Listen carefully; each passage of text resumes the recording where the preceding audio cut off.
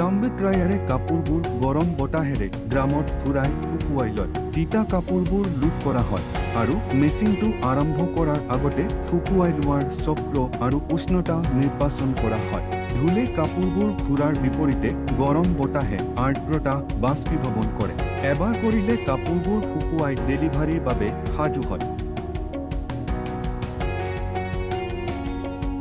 কাপোৰবোৰৰ প্ৰকাৰ আৰু শুকুৱাই লোৱাৰ প্ৰয়োজন অনুসৰি পৃথক কৰক, যেনে টাৱেল, জিন্স, ডেলিকেট। কাপোৰৰ কেয়াৰ লেবেল পঢ়ক যাতে ড্ৰায়াৰত সুৰক্ষিত হয়। লিণ্ড ফিল্টাৰটো পৰিষ্কাৰ কৰি লুণ্ড ফিল্টাৰটো আঁতৰাই লুণ্ডটো পৰিষ্কাৰ কৰি পুনৰ সুমুৱাওক।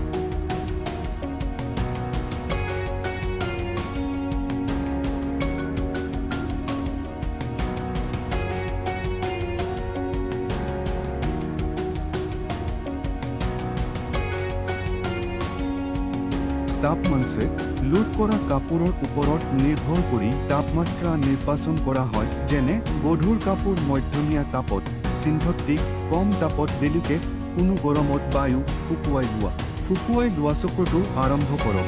ড্ৰায়াৰ দুৱাৰখন বন্ধ কৰি আৰম্ভ বুটামটো টিপক। প্ৰয়োজন হ'লে সময়ে সময়ে কাপোৰবোৰ পৰীক্ষা কৰক। শুকুৱাৰ চক্ৰ সম্পূৰ্ণ হ'লে বাজাৰ বাজিব।